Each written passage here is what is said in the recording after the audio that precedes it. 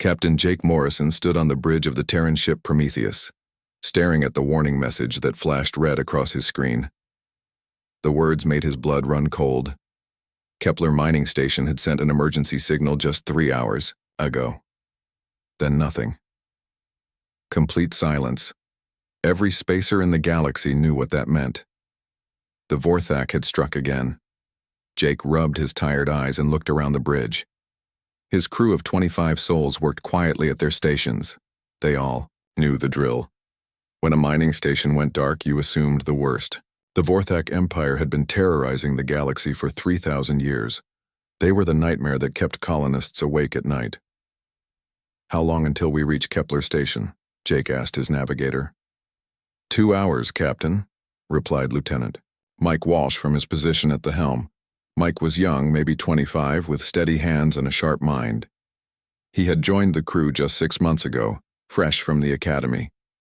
Dr. Lisa Chen looked up from her science station. She was the ship's doctor and expert on alien life forms. Her dark hair was pulled back in a practical ponytail, and her brown eyes showed concern. "Captain, are you sure we should go there? If the Vorthak hit that station, there won't be any survivors." Jake nodded slowly. Lisa was right, of course. The Vorthak never left survivors. They were 12 feet tall, covered in black scales, with claws that could tear through steel. Their ships were massive things that looked like floating mountains made of dark metal. When they attacked a colony, nothing remained but empty buildings and scattered bones. "We have to check," Jake said. "Maybe someone is still alive, maybe they're hiding." Sergeant Tom Bradley stood near the back of the bridge. He was the leader of the ship's small marine unit. Tom was built like a tree trunk, with arms that could bend metal bars. His face was weathered from years of combat, but his blue eyes were kind. "Captain, my boys are ready if you need us." Jake appreciated Tom's loyalty. The sergeant had served with him for 5 years. They had seen plenty of Vorthak attack sites together. The memory of those places still haunted Jake's dreams. 2 hours later, the Prometheus dropped out of faster-than-light travel near Kepler Station. What they saw made everyone on the bridge go quiet. The mining station was intact. Its lights were still on. The docking bays looked normal. But floating nearby was something that should not exist. A Vorthak dreadnought hung motionless in space. The massive alien ship was longer than 3 football fields. Its hull was the color of midnight, covered with sharp angles and weapon ports. But something was wrong with it. The ship's lights flickered, weakly. Pieces of its armor plating had fallen away, drifting in space like dead leaves. "Mike, run a scan on that ship," Jake ordered. Mike's fingers flew over his controls. After a moment, he looked up with confusion written all over his face. "Captain, I'm not reading any weapons activity. In fact, most of the ship's systems seem to be offline. Life support is barely functioning." Dr. Chen leaned forward at her station. "I'm detecting Vorthak life signs aboard their ship, but something is strange. Their vital signs are very weak." Jake felt a chill run down his spine. In 3,000 years, no one had ever seen a damaged Vorthak ship. These creatures were the perfect killers. They conquered entire worlds without losing a single vessel. Their technology was far beyond what humans possessed. "Tom, get your Marines ready," Jake said. "We're going aboard that ship." Tom's eyes went wide. "Captain, with respect, that sounds like suicide." "Maybe," Jake replied, "but this might be our only chance to learn something about the Vorthak. If their ship is disabled, we need to find out why." An hour later, Jake stood in the docking bay wearing a full spacesuit. Tom Bradley was beside him, along with 4 other Marines. Dr. Chen carried her medical scanner and sample collection kit. They all wore heavy body armor and carried military-grade weapons, though Jake doubted their guns would do much good against a Vorthak warrior. The airlock opened with a hiss, and they stepped into the alien ship. The corridors were huge, built for creatures much larger than humans. The walls were made of the same dark metal as the ship's exterior. Strange symbols glowed dimly along the ceiling, providing just enough light to see. The first thing Jake noticed was the smell. It was like rotting meat mixed with machine oil. The second thing he noticed was how cold it was. His breath came out in small clouds despite his suit's heating system. "This way," Dr. Chen said, checking her scanner. "The life signs are coming, from deeper in the ship." They walked through corridors that seemed to stretch forever. The ship was built like a maze, with passages branching off in all directions. Jake had studied Vorthak vessels before, but being inside one was completely different. Everything was designed to intimidate, from the sharp edges to the dark colors. After 20 minutes of walking, they reached what looked like a large chamber. Tom pushed open the heavy door, and they all stepped inside. What they saw made them freeze in shock. The room was filled with hundreds of sleeping pods arranged in neat rows. Each pod was the size of a small car, made of the same dark material as the ship. But the pods weren't closed. They were open, and inside each one lay a Vorthak warrior. Jake had never seen a living Vorthak before. The creatures were even more terrifying than the pictures suggested. They had long, muscular bodies covered in black scales that looked like armor. Their heads were shaped like triangles, with rows of sharp teeth visible even when their mouths were closed. Massive claws extended from their hands and feet. But these Vorthak were not the fearsome predators of legend. They lay still in their pods, barely breathing. Their scales had lost their dark shine and looked gray and dull. Their powerful bodies seemed shrunken, as if they were slowly disappearing. "My God," Dr. Chen whispered. "They're dying." She moved closer to examine one of the creatures. Her scanner beeped softly as it took readings. "Captain, these aren't battle wounds. Look at their condition. They appear to be suffering from severe malnutrition." Jake couldn't believe what he was hearing. "You mean they're starving?" "That's exactly what I mean," Lisa replied. She moved from pod to pod, checking different creatures. All of them show the same symptoms. Muscle waste, organ failure, severe dehydration. They're slowly dying of hunger. Tom shook his head in disbelief. "How is that possible? These are the Vorthak. They're the most dangerous species in the galaxy." New voice answered him from across the room. It was deep and rough, like gravel sliding down a mountain. The Marines immediately raised their weapons as a figure stirred in one of the pods. The Vorthak warrior slowly sat up. Even weakened by starvation, it was an impressive sight. Its yellow eyes fixed on the human intruders with a mixture of curiosity and resignation. "We are dying," the creature said in heavily accented English. "The great Vorthak Empire ends not in glorious battle, but in the slow agony of starvation." Jake stepped forward, ignoring Tom's warning gesture. "You speak our language." The Vorthak warrior nodded weakly. "I am Warlord Thane. I have studied your species for many cycles. You are small and weak, yet you survive everywhere. I wanted to understand your secret." "Why are you starving?" Dr. Chen asked, her medical instincts overcoming her fear. Thane's massive head turned toward her. For a moment, Jake thought the creature might attack. Instead, something that might have been sadness crossed its alien features. "Our homeworld is dead," Thane said. "The creatures we hunted for food are gone. Our food machines have failed. Soon, the last of the Vorthak will die, and the galaxy will know peace." Jake felt a strange mixture of emotions. These creatures had terrorized the galaxy for millennia. They had destroyed countless civilizations and killed billions of innocent people, but seeing them lying helpless in their pods, slowly dying of hunger, he felt something unexpected. He felt sorry for them. "How long do you have?" Jake asked. Thane closed his yellow eyes. "Perhaps 6 of your months, maybe less. The cubs die first. They are too small to survive without food." Dr. Chen looked at Jake with wide eyes. "Captain, we need to get back to our ship. There are things we need to discuss." As they prepared to leave the chamber, Thane spoke again. "Human captain, why do you not celebrate? Your greatest enemy destroys itself. Is this not what your species has always wanted?" Jake stopped at the doorway and looked back at the dying warrior. "Maybe," he said quietly. "But watching anyone starve to death isn't something to celebrate. They left the Vorthak ship in silence, each lost in their own thoughts. Behind them, hundreds of the galaxy's most feared predators continued their slow march toward extinction, victims not of war or disease, but of simple, desperate hunger. Dr. Lisa Chen had not slept for 18 hours. She sat in the medical lab of the Prometheus staring at test results that made no sense. Around her, sample containers held bits of Vorthak tissue and blood that she had carefully collected from the dying alien ship. Captain Jake Morrison entered the lab carrying 2 cups of coffee. He set one down beside Lisa and took a seat across from her. "Tell me what you found."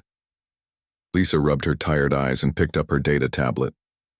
"Jake, this is bigger than we thought. Much bigger. The Vorthak aren't just starving on that one ship. According to the blood samples I tested, this has been happening for years. Their entire species is slowly dying out." Jake leaned forward in his chair. "How can you tell that from blood samples?" "Their blood contains markers that show long-term malnutrition," Lisa explained in simple terms. "Think of it like looking at tree rings. I can see the progression over time. The Vorthak have been getting weaker and sicker for at least 5 years, maybe longer." She pulled up images on her tablet and showed them to Jake. "Look at these cell structures. In a healthy Vorthak, these should be thick and strong. But these cells are breaking down. Their immune systems are failing. Their muscles are eating themselves for energy." Jake studied the pictures with growing alarm. "If this is happening to all of them, then the entire Vorthak Empire is collapsing," Lisa finished. "Not from war or disease, but from simple starvation. Their food supply has completely failed." The door to the lab opened and Sergeant Tom Bradley walked in. His usually cheerful face looked troubled. "Captain, we just received a priority message from Command. They want a full report on what we found." Jake nodded. "Set up a secure communication. Link to Earth Command, and patch in the Galactic Council too. They need to hear this." An hour later, Jake stood in the communication room facing a wall of screens. On one screen was Admiral Patricia Hayes, commander of the Terran Defense Force. Her gray hair was pulled back severely, and her blue eyes were sharp with intelligence. On the other screens were representatives from various alien species that made up the Galactic Council. The Altarian delegate was a tall, thin creature with silver skin and large black eyes. The Centauri representative looked almost human except for his blue-tinged skin and 6 fingers on each hand. There were others too, species that had suffered under Vorthak attacks for generations. "Captain Morrison," Admiral Hayes said, "your report claims that the Vorthak Empire is dying out. Are you certain about this?" "Yes, Admiral," Jake replied. "Dr. Chen has confirmed it through medical analysis. The entire species appears to be suffering from severe malnutrition." The Altarian delegate spoke up, his voice musical but cold. "If this is true, then justice has finally come to the Vorthak. They have destroyed dozens of our worlds. Let them starve." Murmurs of agreement came from the other alien representatives. The Centauri delegate nodded firmly. "My people lost 3 colonies to Vorthak raids just last year. We will not mourn their passing." Admiral Hayes raised her hand for silence. "While I understand the sentiment, we need to consider all options. Captain, what exactly did you observe on their ship?" Jake took a deep breath. "Admiral, we found hundreds of Vorthak warriors in various stages of starvation. They were barely alive. Their leader, Warlord Thane, told us that their homeworld ecosystem has collapsed. They estimate 6 months before complete extinction." Dr. Chen stepped forward. She had joined the communication link from the medical bay. "Admiral, I've been studying Vorthak biology. Their digestive system is actually quite similar to some Earth mammals. In theory, we might be able to synthesize food that could sustain them." The room fell silent. Admiral Hayes stared at the screen in disbelief. "Doctor, are you suggesting we feed our greatest enemy?" "I'm stating a medical fact," Lisa replied calmly. "Whether we choose to act on that information is a political decision, not a medical one." The Altarian delegate's voice rose in anger. "This is madness. The Vorthak are monsters. They have killed billions of innocent beings. To help them would be a betrayal of every species they have destroyed. The Centauri representative agreed. Dr. Chen, you did not see what I saw when the Vorthak attacked our research station on Kepler 7. They killed everyone, including children. They deserve extinction. Jake found himself speaking before he realized it. With respect to the Council, I saw something different on that ship. Yes, the Vorthak have done terrible things, but I also saw a dying father worried about his children. Children? Admiral Hayes asked sharply. Jake nodded. Warlord Thane mentioned cubs, young Vorthak who are dying first because they're too small to survive without proper nutrition. The communication room became very quiet. Jake could see the conflict in the faces on the screens. These were civilized beings who valued life, but they were also people who had lived in terror of the Vorthak for generations. Commander Rachel Torres, head of Terran intelligence, appeared on a new screen. She was a woman in her 40s with short black hair and intense brown eyes. Captain Morrison, I've been analyzing Vorthak attack patterns over the past 5 years. Your discovery explains a lot. She brought up a star map showing Vorthak raids across the galaxy. Look at this data. 5 years ago, Vorthak attacks were strategic, focused on military targets and resource-rich worlds. But lately they've been hitting agricultural colonies and food processing plants almost exclusively. Jake studied the pattern. They weren't conquering. They were trying to feed their people. Exactly, Rachel confirmed. The raids have become increasingly desperate. Last month, they attacked a grain storage facility on Titan III. They took nothing but the food supplies. Dr. Chen added her own analysis. If I'm right about their biology, the Vorthak are carnivores, but they need specific proteins and minerals. When their natural food sources died out, they couldn't adapt quickly enough. Admiral Hayes leaned back in her chair.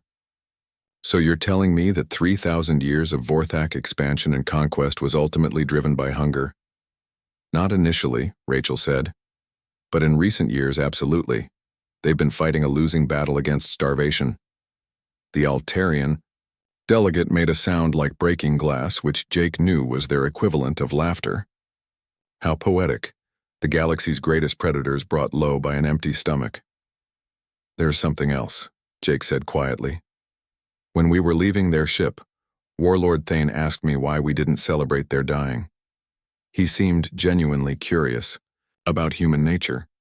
What did you tell him? Admiral Hayes asked. I told him that watching anyone starve wasn't something to celebrate. The Centauri representative shook his head. Captain, your compassion is admirable, but misplaced. The Vorthak chose their path. They could have asked for help instead of taking what they needed by force. Dr. Chen spoke up again. Actually, that might not be true. I've been studying their brain scans. Vorthak neural patterns show that hunger affects their decision-making processes much more severely than it does in humans. When they're starving, they literally cannot think about anything except finding food. She pulled up brain scan images on the shared screen. Look at these activity patterns. A hungry Vorthak's brain shows the same kind of patterns we see in humans with severe mental illness. They're not making rational choices when they're starving. Lieutenant Mike Walsh, who had been quietly monitoring communications, suddenly looked up from his station. Captain, we're receiving multiple distress calls from across the sector. 3 more Vorthak ships have been found drifting powerless. Jake felt his stomach drop. Are there survivors? Barely, Mike replied. One ship has gone completely dark. The others are requesting immediate assistance. Admiral Hayes' expression hardened. Captain Morrison, I want you to investigate those ships. Gather as much information as possible about the extent of this situation. And if we find more dying Vorthak? Jake asked. The Admiral was quiet for a long moment. Document everything. But do not take any action beyond providing emergency medical assistance if requested. The Altarian delegate protested. Admiral Hayes, surely you are not considering helping them. I'm considering all options, Hayes replied firmly. Captain Morrison, you have your orders. Hayes out. One by one, the screens went dark until only Jake and his crew remained in the communication room. Tom Bradley whistled low. Captain, what do you think we should do? Jake looked around at his crew. These were good people who had sworn to protect human colonies from Vorthak attacks. But they were also people who valued life and compassion. "We follow orders," Jake said finally. "We investigate, we document, and we report back, but if we find Vorthak children dying of starvation—" He didn't finish the sentence, but everyone in the room understood. Sometimes following orders and doing what was right weren't the same thing. Dr. Chen gathered her equipment. "I'll prepare medical supplies just in case. Tom, get your Marines ready," Jake ordered. "We may be walking into more situations like the last ship." As his crew prepared for their next mission, Jake stared out the observation window at the stars. Somewhere out there, the galaxy's most feared predators were dying slow, agonizing deaths. And somehow humanity might be the only species capable of saving them. The question was, should they? The meeting room in the Terran Colonial Administration building was packed with the most important people in human space. President David Kumar sat at the head of the long table, his weathered face showing the strain of leadership. Around him sat senators, admirals, and scientists, all arguing about what humanity should do. Captain Jake Morrison stood at the front of the room next to a large screen, showing images from the dying Vorthak ships. He had spent the last week visiting 4 more disabled vessels, each one filled with starving warriors. The sight still haunted his dreams. "The situation is clear," Admiral Patricia Hayes said, her voice cutting through the noise in the room. "The Vorthak Empire is collapsing. In 6 months, maybe less, they will all be dead. The galaxy's greatest threat will be eliminated without us firing a single shot." Senator Maria Rodriguez nodded firmly. She was a small woman with gray hair, but her voice carried great authority. "Admiral Hayes is right. The Vorthak have destroyed hundreds of worlds. They have killed billions of innocent people. Justice is finally being served." Dr. Lisa Chen, who had been invited to brief the assembly, stood up slowly. "Senator Rodriguez, I understand your feelings. But we're not talking about justice, we're talking about watching an entire species die of starvation. A species that chose violence over diplomacy for 3,000 years, Senator Rodriguez shot back. They could have asked for help. Instead, they decided to take what they wanted by force. President Kumar raised his hand for quiet. "Dr. Chen, explain to us again what you discovered about their condition." Lisa moved to the screen and brought up medical charts. "The Vorthak are dying from complete nutritional collapse. Their homeworld's ecosystem has been destroyed by centuries of strip mining. All their natural food sources are extinct. Their artificial food production systems have failed."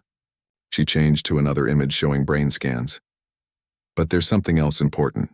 Vorthak brains react to starvation very differently than human brains. When they're hungry, they cannot think clearly about anything except finding food. Their recent attacks weren't planned conquests, they were desperate attempts to survive." Senator James Wilson leaned forward in his chair. He was younger than most of the others in the room, with kind eyes behind wire-rimmed glasses. "Dr. Chen, is it possible for us to help them? Could we produce food they can eat?" "Yes," Lisa answered without hesitation. "Their digestive systems are similar to certain Earth mammals. We could synthesize appropriate nutrients using our existing food production technology."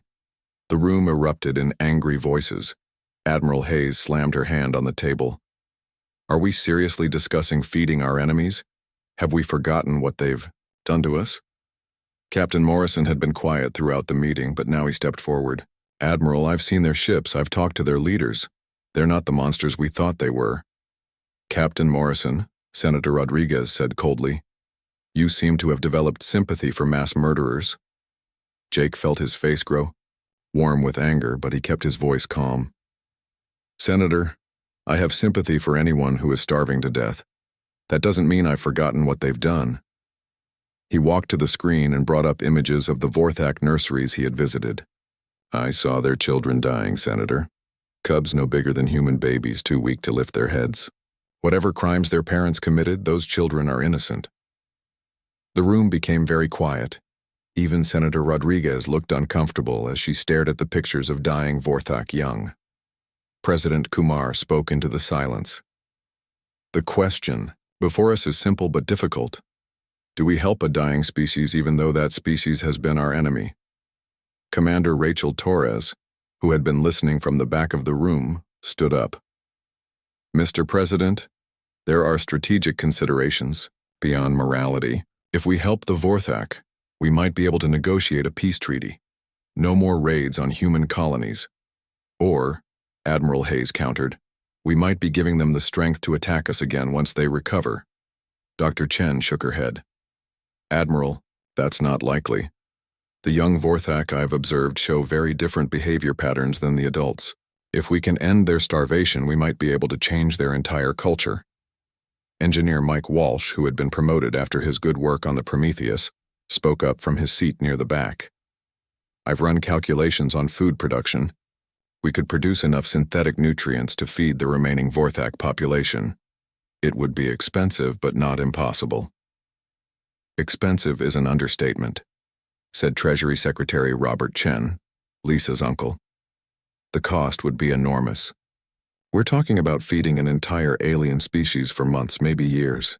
President Kumar looked around the room at all the arguing faces. I want to hear from everyone before we make this decision. This choice will define humanity's place in the galaxy for generations to come. One by one, the officials gave their opinions. Most were against helping the Vorthak. The cost was too high, the risk too great, the crimes too recent. Only a few voices spoke in favor of providing aid. As the debate continued, Jake's communication device buzzed with an incoming call. He looked at the screen and saw it was from Sergeant Tom Bradley, who was currently stationed on Earth with his family. Excuse me, Mr. President, Jake said. I have an urgent call. President Kumar nodded, and Jake stepped into a side room to take the call. Tom's face appeared on the screen, and behind him Jake could see a young girl with blonde hair and bright blue eyes. Captain, Tom said, I hope you don't mind, but my daughter Emma wanted to talk to you about something she heard on the news. Jake smiled despite his stress. Emma Bradley was 8 years old and one of the smartest children he had ever met. Hello, Emma. What's on your mind? Emma moved closer to the screen, her young face serious. Captain Morrison, Daddy told me about the alien people who are hungry. Is it true that they might die if nobody helps them? Yes, Emma, that's true, Jake said gently. Emma was quiet for a moment, thinking with the intense concentration that only children could manage. Daddy, if someone was really hungry and might die, wouldn't you give them food even if they had been mean to you before? Tom Bradley's weathered face broke into a small smile. What do you think, sweetheart? I think being hungry is the worst thing ever, Emma said firmly. When I'm hungry, I get really grumpy and I can't think about anything else. Maybe that's why the alien people were so mean. Maybe they were just really, really hungry. Jake felt something shift inside his chest as he listened to the child's simple wisdom. Emma, that's very smart thinking. Besides, Emma continued, if they're not hungry anymore, maybe they won't be mean anymore. Daddy always says that helping people is the right thing to do. After the call ended, Jake returned to the meeting room. The debate was still raging, with voices raised in anger on both sides. He waited for a break in the argument and then asked for permission to speak. Mr. President, Jake said, I just received some advice from a very wise counselor. He told the room about his conversation with Emma Bradley. Several people looked uncomfortable as he repeated the child's simple questions about hunger and helping others. An 8-year-old child understands something that we adults seem to have forgotten, Jake said. When someone is starving, you feed them. It doesn't matter who they are or what they've done. You feed them because it's the right thing to do. Senator Rodriguez shook her head. Captain, this is not a children's fairy tale. This is real politics with real consequences. Senator, Jake replied, maybe that's the problem. Maybe we've let politics make us forget basic human decency. President Kumar had been listening to everything with a thoughtful expression. Now he stood up, and the room fell silent. This is the most difficult decision I've ever had to make as president, he said slowly. The Vorthak have caused immense suffering. They have destroyed lives and worlds. Many of you are right to want justice. He paused and looked around the room. But I keep thinking about Captain Morrison's report. Dying children. parents watching their young starve. Whatever crimes the Vorthak have committed, allowing genocide through inaction would make us no better than them. The room was completely quiet now. Everyone understood that the president was about to make his decision. Dr. Chen, President Kumar, said, "How quickly could we begin producing synthetic nutrients for the Vorthak?" Lisa's eyes widened in surprise. "Mr. President, if we start immediately, we could have the first shipments ready in 2 weeks. Then that's what we'll do," the president said firmly. "We will feed the Vorthak, not because they deserve it, but because we do." The room erupted in protests and arguments, but President Kumar's decision was final. Humanity would attempt something that had never been tried before, saving their greatest enemy from extinction. As Jake left the meeting, he thought about Emma Bradley's simple question. Wouldn't you give them food even if they had been mean to you before? Sometimes, he realized, the most profound wisdom came from the mouths of children. 2 weeks later, Captain Jake Morrison stood on the bridge of the Prometheus as it led a convoy of 12 cargo ships toward the Vorthak homeworld. The ships carried thousands of tons of synthetic nutrients that Dr. Lisa Chen and her team had developed in record time. The convoy also carried something else: protesters from across the galaxy. The Altarian government had sent 3 warships to shadow the human fleet. The Centauri Collective had officially condemned the mission. Even some humans thought President Kumar had made a terrible mistake. "Captain," Lieutenant Mike Walsh said from his position at navigation, "we're receiving a transmission from the Altarian flagship." Jake sighed. "Put it through." The screen flickered to life, showing the silver-skinned face of Admiral Zenth, the Altarian fleet commander. His large black eyes held nothing but contempt. "Captain Morrison," Admiral Zenth said in his musical voice, "this is your final opportunity to turn back. What you are doing is an insult to every species the Vorthak have destroyed." "Admiral Zenth," Jake replied calmly, "we appreciate your concerns, but our mission will continue." "Then know this," the Altarian said coldly. "If even one Vorthak ship attacks an innocent world after you save them, their blood will be on human hands." The screen went dark. Dr. Chen looked up from her science station. "Jake, I'm detecting multiple Vorthak vessels ahead. They're not moving." "Are they disabled?" Jake asked. "No," Lisa replied, checking her readings. "They appear to be waiting for us." Tom Bradley, who had joined the mission despite his family's concerns, stepped forward. "Could be a trap, Captain." Jake studied the tactical display. 7 Vorthak ships hung in space near their homeworld, but none showed signs of weapons activity. "Mike, take us closer, but keep the cargo ships back until we know what we're dealing with." As the Prometheus approached the Vorthak fleet, Jake could see the damage that starvation had done. The once mighty warships looked like floating wrecks. Their hull plating was dull and scarred. Some had pieces of equipment drifting around them in space. "Captain," Mike said, "we're being hailed by the lead Vorthak ship. Put it through." The screen showed Warlord Thane, but he looked even worse than when Jake had first met him. The massive warrior could barely hold his head up. His yellow eyes were dim with exhaustion. "Human Captain Morrison," Thane said, his deep voice weak. "You have returned. Why do you bring cargo ships to our dying world?" "We brought food," Jake said simply. Thane stared at the screen in silence for a long moment. Other Vorthak appeared behind him, all in similar condition. Some could barely stand. "You bring food?" Thane repeated, as if he couldn't understand the words. "Yes," Jake confirmed. "Synthetic nutrients designed for Vorthak biology. Enough to feed your entire population." The silence that followed was the longest Jake had ever experienced. On the screen, he could see Vorthak warriors looking at each other with expressions he couldn't read. Finally, Thane spoke again. "Why would you do this? We are your enemies. We have killed your people." Jake thought about Emma Bradley's simple wisdom. "Because you're starving, and that's not something we can watch happen to anyone." 3 hours later, Jake stood on the surface of the Vorthak homeworld for the first time in human history. The planet was beautiful in a harsh way. with towering crystal mountains and deep valleys filled with strange, geometric cities. But it was also clearly dying. The oceans had turned gray from pollution. The forests were gone, replaced by massive mining operations.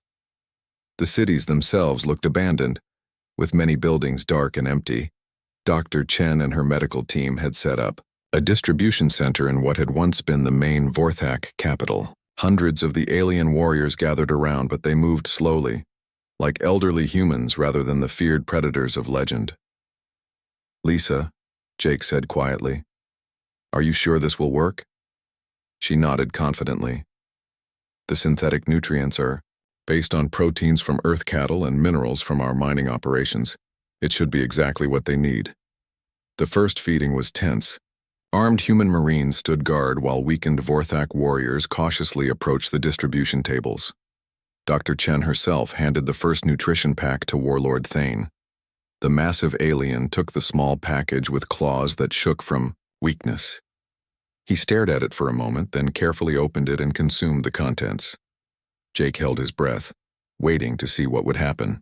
Around them, hundreds of Vorthak watched their leader with desperate hope in their yellow eyes. Within minutes, the change was visible. Color began to return to Thane's dull scales. His breathing became stronger. He stood straighter, and his eyes grew brighter. "It works," he said in amazement. "By the ancient stars, it actually works." The feeding that followed was unlike anything Jake had ever seen. Thousands of Vorthak lined up in orderly rows, waiting patiently for their turn. There was no pushing, no fighting, no violence. They were too grateful and too weak for anything but quiet hope. But the real miracle happened in the nurseries. Dr. Chen had insisted on visiting the Vorthak young first. Jake followed her into a massive building that served as a care center for Vorthak cubs. What they found nearly broke his heart. Thousands of young Vorthak lay in small sleeping areas, each one no bigger than a human child. They were so weak they could barely lift their heads. Many appeared to be close to death. "Oh my God," Lisa whispered. "There are so many of them." A female Vorthak approached them slowly. She was smaller than the warriors, but still impressive. Her scales had the same gray tinge of starvation, but her eyes held fierce maternal protectiveness. "I am Mother Keeper Sira," she said in heavily accented English. "I care for the young ones. Many have died in recent days. Can your human medicine help them?" Dr. Chen immediately began examining the cubs. They were so small and fragile. Nothing like the fearsome adults they would become. Their large eyes looked up at the strange humans with curiosity rather than fear. "We have nutrients specifically designed for young Vorthak," Lisa said gently. "But they need to be given slowly, in small amounts." The feeding of the cubs was a delicate process. Dr. Chen and her team worked for hours, carefully giving nutrition to each young Vorthak. Jake found himself helping, holding containers while the medical team worked. One cub, smaller than the others, caught Jake's attention. It was so weak it couldn't even open its mouth to eat.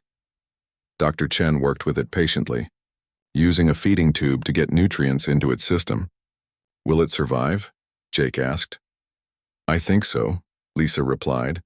"But it was very close, another day or two and we would have been too late." As the hours passed, the change in the cubs was dramatic. Those who had been near death began to move around. Their eyes grew bright with curiosity. Some even began to play with each other. Sergeant Tom Bradley watched the young Vorthak with amazement. "Captain, look at them. They're just like human children." Jake nodded. The cubs were playful, curious, and full of energy once they had proper nutrition. They showed no signs of the aggressive behavior that had made their species so feared. "Tom," Jake said quietly, "I think we might be seeing the real Vorthak for the first time, the ones not driven mad by starvation." Mother Keeper Sira approached them with tears in her large yellow eyes. "Captain Morrison, Dr. Chen, I do not have words to thank you. You have saved our children. You have given our species a future." Over. The following days, the transformation of the Vorthak continued. Engineer Mike Walsh worked with Vorthak technicians to set up automated feeding stations across the planet. The aliens were incredibly intelligent, learning human technology quickly once they had the energy to think clearly. Communications specialist Anna Peterson discovered that the Vorthak had a rich culture that had been forgotten during their centuries of desperate expansion. They had poetry, art, and music. They had been scientists and explorers before hunger had driven them to become conquerors. But not all Vorthak accepted the human aid. A group led by General Corax argued that taking help from their former enemies was shameful. These traditionalists believed that the Vorthak should die with honor rather than live through charity. "We are warriors," General Corax declared to a gathering of his followers. "We do not beg for food from inferior species." Warlord Thane, now strong enough to stand without assistance, faced down the rebellious general. "General Corax, look around you. Look at our cubs playing instead of dying. Look at our people strong enough to work and think. Is this shame?" "It is weakness," Corax spat. "The humans will make slaves of us." "The humans could have let us die," Thane replied calmly. "Instead, they chose to help us live. That is not the action of would-be masters. That is the action of friends." The word seemed strange coming from a Vorthak, but Jake realized that Thane meant it sincerely. General Corax and his followers eventually left the homeworld, heading for the Outer Rim territories. They declared their intention to continue the old ways, raiding and conquering as their ancestors had done, but they were a small minority. Most Vorthak accepted the human aid with genuine gratitude. More importantly, they began to change in fundamental ways. The young Vorthak, raised on human-synthesized nutrition and freed from the desperation of starvation, showed remarkable development. They were curious about other species, eager to learn, and showed none of the aggressive tendencies that had defined their race. 6 months after Operation Sustenance began, Captain Jake Morrison could hardly believe what he was seeing. The Vorthak homeworld had transformed from a dying wasteland into a thriving center of activity and learning. Dr. Lisa Chen stood beside him on the observation deck of the rebuilt Vorthak Science Center, watching human and Vorthak scientists work together on agricultural projects. The sight still amazed her every day. "Jake, look at this data," Lisa said, holding up her tablet. "Vorthak agricultural output has increased by 300% in just 6 months. They're not just surviving anymore. They're actually thriving." Below, them young Vorthak cubs played alongside human children from the research station families. The cubs were now healthy and strong, their scales bright, and their eyes sharp with intelligence. They showed none of the aggressive behavior that had made their species so feared. Warlord Thane approached them across the deck. He moved with the fluid grace that was natural to his species, but there was something different about him now. Where once he had carried himself like a weapon of war, now he seemed more like a scholar or diplomat. "Captain Morrison, Dr. Chen," Thane said in his improved English, "I wanted to show you something remarkable." He led them to a large room filled with Vorthak working at various stations. But these weren't the warriors Jake remembered from the dying ships. These Vorthak were building things, creating art, working on scientific equations that covered entire walls. "Before the hunger," Thane explained, "my people were explorers and builders. We created great cities among the stars. We wrote poetry that could make the crystals of our mountains sing. We solved mathematical puzzles that had challenged us for generations." He gestured to a group of young Vorthak who were carefully assembling what looked like a complex piece of scientific equipment. The cubs remember none of the old violence. They know only curiosity and the joy of discovery. Dr. Chen moved closer to examine their work. "Thane, what are they building?"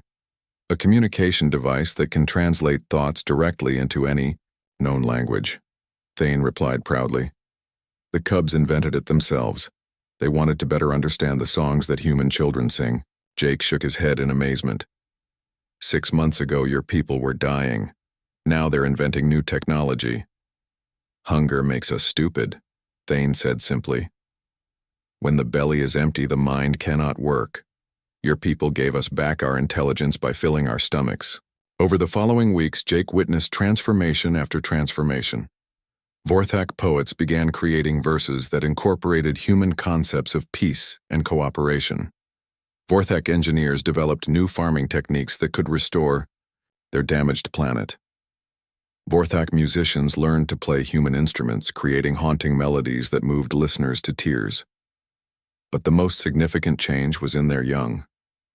The Vorthak cubs, now properly fed and educated, showed remarkable development. They learned human languages effortlessly, displayed advanced problem-solving abilities, and most importantly, showed genuine empathy for other species. Emma Bradley, now 9 years old, had become something of a celebrity among the young Vorthak. During her father's visits to the homeworld, she would spend hours teaching the cubs human games and stories. "Captain Morrison," said a young cub named Keth, "Emma showed us how to make friendship bracelets. Would you like one?" Jake accepted the carefully woven bracelet with deep emotion. The fact that a young Vorthak wanted to give him a friendship gift showed how much their species had changed.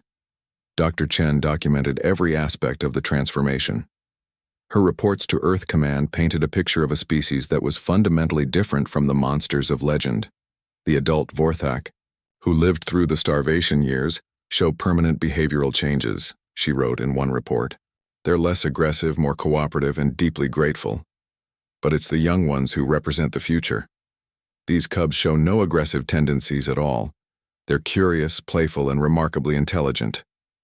Not everyone was pleased with these developments. Communications from the Altarian government grew increasingly hostile as reports of Vorthak transformation reached the Galactic Council. Admiral Zenth contacted Jake directly to express his concerns. "Captain Morrison, you may have doomed the galaxy. The Vorthak are becoming stronger every day. What happens when they decide to resume their conquests?" Jake understood the fear, but he had seen enough to know it was unfounded. "Admiral, these aren't the same Vorthak who attacked your colonies. Proper nutrition has literally changed their brain chemistry. They're not capable of the same violence anymore." "So you claim?" Admiral Zenth replied coldly. "But leopards do not change their spots, as you humans say." The debate about the Vorthak transformation reached a critical point when President Kumar visited the homeworld personally. The president wanted to see the changes for himself before making any long-term commitments to continued aid. Jake gave President Kumar a complete tour of the rebuilt Vorthak civilization. They visited schools where human teachers worked alongside Vorthak educators. They saw factories where the two species collaborated on advanced technology. They watched young Vorthak and human children play together without any sign of fear or aggression. The most impressive stop was the new Vorthak Council chamber, where elected Vorthak leaders debated policy in a democratic system they had developed, with human advisors. Warlord Thane, who now held the title of Prime Minister, addressed President Kumar directly. "President Kumar, my people understand that you take great risk in helping us. Many in the galaxy believe we will return to our old ways. I wish to offer proof that this will never happen." Thane activated a large screen showing star maps of former Vorthak territory. "These are the worlds my people conquered during our years of hunger and madness. We formally renounce all claims to these territories. They belong to their rightful inhabitants." The president looked surprised. "Prime Minister Thane, are you returning all conquered Vorthak worlds to their original owners?" "Not just returning them," Thane said. "We are offering reparations. Vorthak engineers will help rebuild what we destroyed. Vorthak resources will compensate for what we stole. It will take generations, but we will make amends for our crimes." President Kumar was quiet for a long moment. Finally, he spoke. "Prime Minister, that is an unprecedented offer, but how can you guarantee that future generations of Vorthak will honor these commitments?" Thane gestured to a group of young Vorthak cubs who were playing nearby. "President Kumar, watch them.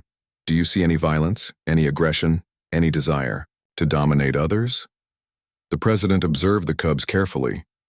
They were building something together, sharing materials, helping each other solve problems. When one cub had difficulty with a task, the others immediately offered assistance. "These cubs represent our future," Thane continued. "They have never known hunger, never experienced the madness that drove their elders to commit atrocities. They understand cooperation, not conquest, friendship, not fear." Dr. Chen stepped forward with her latest research. Mr. President, I've been studying Vorthak neural development for months. The cubs raised on proper nutrition show completely different brain patterns than the adults who lived through starvation. They're literally a different type of Vorthak. She displayed brain scans on her tablet. The aggression centers in their brains are much smaller. The areas responsible for empathy and cooperation are significantly larger. Nutritional science has given us the ability to guide their evolution. President Kumar studied the data with great interest. Dr. Chen, are you saying that proper nutrition actually changed their species? In a way, yes, Lisa replied. Severe starvation during crucial development periods caused permanent changes in adult Vorthak brains. By providing proper nutrition from birth, we've allowed the cubs to develop naturally, and their natural state is much more peaceful than we ever imagined. The president spent 3 days on the Vorthak homeworld, meeting with leaders, scientists, and ordinary citizens. He saw factories producing goods for peaceful trade rather than weapons of war. He visited schools where Vorthak children learned mathematics, science, art, and philosophy. He attended cultural performances where Vorthak artists celebrated themes of growth, cooperation, and hope. On his final day, President Kumar witnessed something that convinced him completely. A group of young Vorthak had organized a ceremony to honor the humans who had saved their species. They presented gifts of art, poetry, and music to their human friends. Emma Bradley, who had traveled with her father to attend the ceremony, received a special gift from her friend Keith. It was a crystal sculpture that had taken the young Vorthak months to create. "This is for teaching us about friendship," Keth said in perfect English. "Before humans came, we did not know this word. Now, it is the most important word in our language." President Kumar watched as human and Vorthak children played together, completely comfortable with each other despite their different appearances. It was impossible to imagine these peaceful beings as descendants of the galaxy's most feared predators. That evening, President Kumar met privately with Jake and his senior staff. "Captain Morrison," the president said, "I came here expecting to see reformed enemies. Instead, I've seen the birth of new allies. The transformation of the Vorthak is perhaps the most remarkable thing I've ever witnessed." Jake felt a surge of pride and relief. "Mr. President, they really have changed. This isn't an act or a deception. They've become genuinely peaceful people." "I believe you," President Kumar replied. "Which is why I'm authorizing the construction of permanent human Vorthak research stations throughout this system. We're going to formalize our alliance and help them complete their transformation." Dr. Chen smiled broadly. "Sir, that means we can expand our nutritional research. We might be able to help other species that have been affected by environmental disasters." "Exactly," the president said. "What we've learned here could revolutionize how we approach interspecies relations throughout the galaxy." As they discussed the future, Jake thought about how far they had all come. 6 months ago, he had been investigating the death of humanity's greatest enemy. Now he was planning the birth of their strongest friendship. The transformation was complete. The Vorthak had become everything they had the potential to be once freed from the madness of starvation. And in saving them, humanity had discovered something important about itself. Sometimes the greatest victories came not from defeating your enemies, but from helping them become your friends. 2 years after Operation Sustenance began, Admiral Jake Morrison stood on the bridge of the new flagship Unity, watching something that should have been impossible. Human and Vorthak ships flew together in perfect formation, preparing to face the greatest threat the galaxy had ever known. The Void Swarm had arrived 3 weeks ago from the empty space between galaxies. These creatures were unlike anything anyone had encountered before. They consumed entire star systems, turning planets into lifeless husks and stars into cold, dark objects. The traditional galactic powers had tried to stop them. The Altarian fleet had been destroyed in the first battle. The Centauri Collective had lost half their ships in a desperate defense. Even the advanced technology of the inner core worlds had proven useless against the swarm. Dr. Lisa Chen, now director of Interspecies Medical Research, worked at a station beside the bridge. Her screen showed tactical information from dozens of ships, both human and Vorthak. "Jake," she said, looking up from her displays. The swarm has consumed the Kepler system completely. They're heading for the Centauri colonies next. Admiral Morrison nodded grimly. The same mining station where this all began was now gone, devoured by creatures that seemed to exist only to destroy. How long until they reach Centauri Prime? 18 hours, replied Commander Mike Walsh, who now served as the Unity's tactical officer. The evacuation ships won't be able to get everyone out in time. The bridge door opened and Prime Minister Thane entered, followed by General Kara, the first female Vorthak to achieve high military rank in their reformed society. Both wore new uniforms that blended traditional Vorthak design with human military styling. Admiral Morrison, Thane said, my people are ready to fight. We will not allow the swarm to destroy more innocent worlds. Jake felt a mix of gratitude and worry as he looked at his alien friend. The Vorthak had volunteered immediately when the swarm threat became known, but many people doubted they could be trusted in battle. Thane, are you sure about this? Your people haven't fought a real battle in 2 years. And this isn't like your old raids. We're not attacking defenseless colonies. These creatures can fight back. General Kara stepped forward, her yellow eyes bright with determination. Admiral, my warriors are different from those who came before. We fight not from hunger or rage, but from choice. We choose to protect those who cannot protect themselves. The communication system chimed with an incoming message from Earth. President Kumar's face appeared on the main screen, looking older and more tired than when Jake had last seen him. Admiral Morrison, the president said, I'm authorizing Operation Guardian. You have complete authority to coordinate the Joint Human Vorthak Defense Force. Jake straightened to attention. Mr. President understood. But sir, many of our allies are still reluctant to fight alongside the Vorthak. Some refuse to share tactical information with them. President Kumar's expression hardened. Admiral, the Altarians and Centauri are about to lose everything they've built. If they want to survive, they'll learn to work with the Vorthak. Make it happen. The transmission ended, leaving Jake alone with his mixed crew. Around the bridge, human and Vorthak officers worked side by side, their cooperation now natural after 2 years of joint training. Lieutenant Emma Bradley, now 19 and fresh, from the academy, served as communications officer. She had grown up knowing the Vorthak as friends rather than enemies, and her easy relationship with them had made her invaluable as a liaison. Admiral, Emma said, we're receiving a transmission from the Altarian refugee fleet. Admiral Zenth wants to speak with you. Jake sighed. The proud Altarian commander had been forced to evacuate his homeworld when the swarm consumed it. His people now lived on crowded transport ships, refugees in their own galaxy. Put him through. Admiral Zenth's silver face appeared on screen, but he looked nothing like the arrogant leader Jake remembered. His large eyes held pain and desperation. Behind him, Jake could see crowded refugee compartments filled with displaced Altarians. Admiral Morrison, Zenth said quietly, my people are dying. The swarm destroyed everything we built over thousands of years. Our colonies, our fleets, our homeworld. All gone. Admiral Zenth, Jake replied gently, I'm sorry for your losses, but we can still save your people and many others. We need to work together. Zenth was quiet for a long moment. Finally, he spoke. You want me to fight alongside the Vorthak, the creatures who destroyed so many of my people. Prime Minister Thane stepped into view of the camera. Admiral Zenth, I understand your hatred. My people committed terrible crimes against yours. But now we face an enemy that will destroy everyone if we do not stand together. The Altarian leader stared at Thane with undisguised loathing.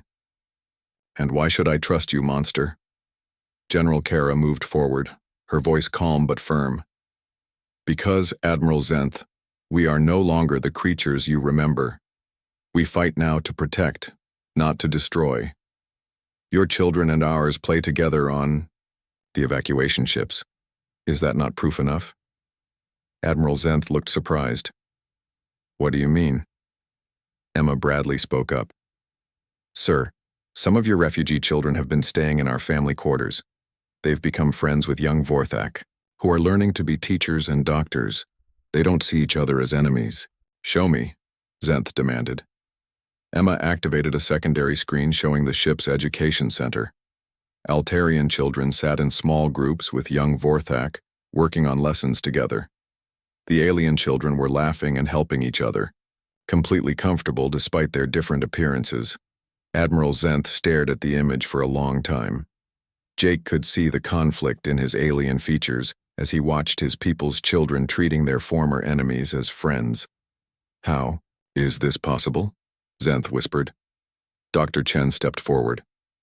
Admiral, the young Vorthak have never known starvation or war. They were raised on proper nutrition and taught values of cooperation and peace. They're literally a different generation from those who attacked your worlds. And your children, added General Kara, they see us as we truly are now, not as we were in our darkest days. The communication was interrupted by urgent alarms throughout the ship. Commander Walsh looked up from his tactical display with alarm. Admiral, long-range sensors are detecting the swarm. They're moving faster than expected. They'll reach the Centauri system in 6 hours, not 18. Jake felt his stomach drop. Mike, can the evacuation ships get clear in time? No, sir. At least 50 million Centauri civilians will be trapped on the planet's surface. The bridge fell silent as everyone absorbed this information. 50 million lives would be lost unless they could stop the swarm. Admiral Zenth's voice came through the speakers, and Jake was surprised to hear determination rather than despair. Admiral, Morrison, if we're going to fight together, we need to do it now. I'm placing my remaining ships under your command. Admiral Zenth, are you certain? Yes, the Altarian replied firmly. The children have shown me something I was too blind to see before. The Vorthak are not our enemies anymore, and if they're willing to fight to save Centauri civilians, then they truly have changed. The next few hours were a blur of preparation and coordination. Jake found himself commanding the largest interspecies fleet in galactic history. 300 human ships, 200 reformed Vorthak vessels, and the surviving ships of 6 other species, all working together against a common threat. The Vorthak proved their worth immediately. Their natural combat instincts, now guided by discipline and enhanced by proper nutrition, made them incredible fighters. But more importantly, they fought with purpose rather than rage. Admiral, General Kara reported from her flagship, Vorthak assault groups are in position. We await your orders. Jake studied the tactical display showing the approaching swarm.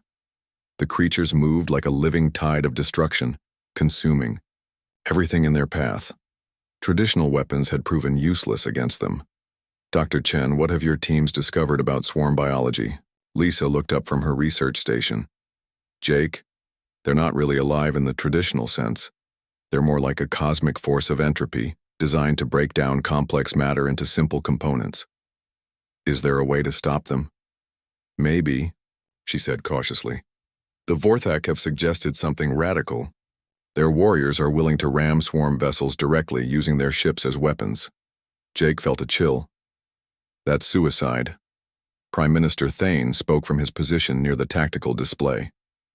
Admiral Morrison, my people have discussed this.